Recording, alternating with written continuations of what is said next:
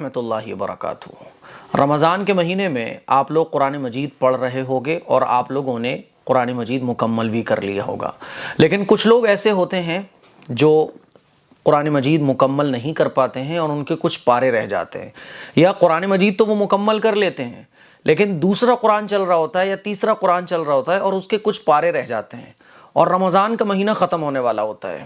اب لوگوں کو ٹینشن ہی ہو جاتی ہے کہ رمضان کا مہینہ اگر ختم ہو گیا اور میں قرآن مجید نہیں پڑھ پایا تو کیا ہوگا۔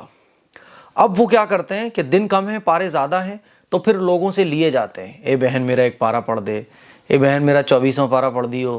فون کر کے کہا جاتا ہے ارے 2 پارے پڑھ دو گی، اور تمہیں یہ زیادہ چلتا ہے 2 پارے پڑھ دو گی۔ وہ کہتی ہے چل بہن پڑھ دوں گی میں، اب تو کہہ رہی ہے تو چل میں پڑھ دوں گی۔ ایک فرینڈ دوسرے فرینڈ سے بول رہی ہے چل ٹھیک ہے میں پڑھ دوں گی۔ پڑھ دیا شام کو، ہاں پڑھ دیا، 2 پارے تیرے میں نے پڑھ دیے، ارے بھائی ٹھیک ہے 2 پارے پڑھ دیے۔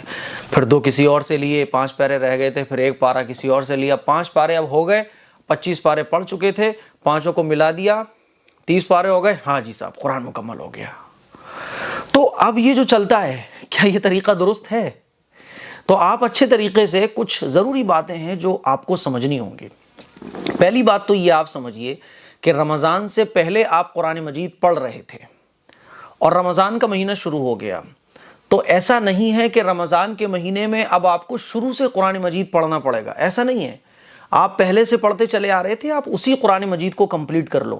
مان لیجئے رمضان کا مہینہ شروع ہو گیا اور آپ جو پہلے سے قرآن پڑھتے چلے آ رہے تھے تو آپ کے 25 پارے ہوئے تھے، 5 پارے آپ کے رہ گئے، تو یہ ضروری نہیں ہے کہ آپ رمضان کے مہینے میں شروع سے اسٹارٹ کرو، بلکہ جو 5 پارے رہ گئے آپ ان کو بھی رمضان کے مہینے میں پڑھ لو۔ قرآن مجید ایک مکمل ہو جائے پھر دوسرا شروع سے شروع کر لو، کوئی مسئلہ نہیں ہے۔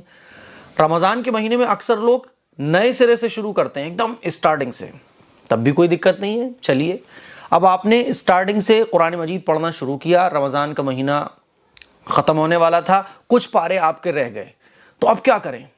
تو کچھ نہیں کریں بھائی، رمضان کا مہینہ پورا ہو گیا تو آپ بعد میں پورا کر لو، کیا دقت ہے؟ قرآن مجید تو روزانہ پڑھنے کی کتاب ہے، قرآن مجید تو روزانہ ہمیں پڑھنا بھی چاہیے۔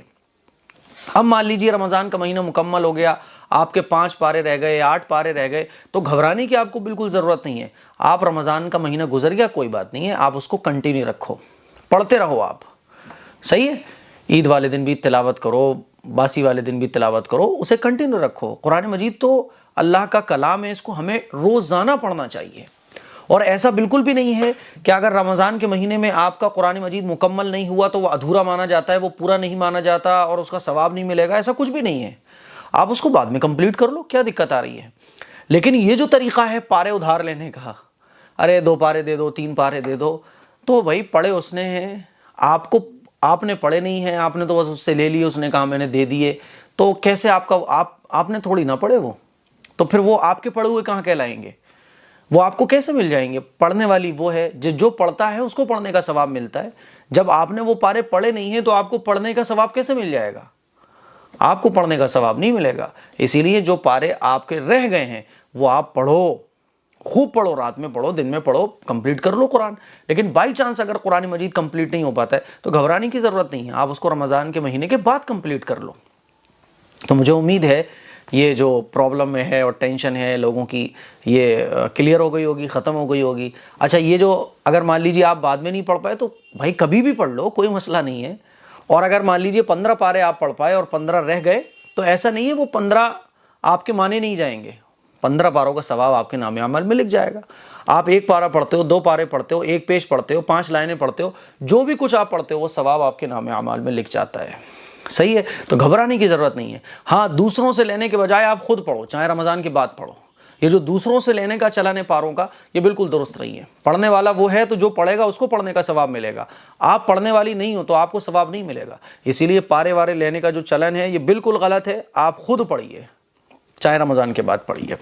اور جو آپ کا قرآن اگر مان لیجیے ادھورا رہ گیا تو ایسا نہیں ہے کہ اس کا آپ کو ثواب نہیں ملے گا یا وہ آپ کے پارے قبول نہیں ہوں گے، جتنے پڑھے ہیں اللہ اتنے قبول کر لیتا ہے۔ دعاؤں کی گزارش ہے۔ السلام علیکم ورحمۃ اللہ وبرکاتہ۔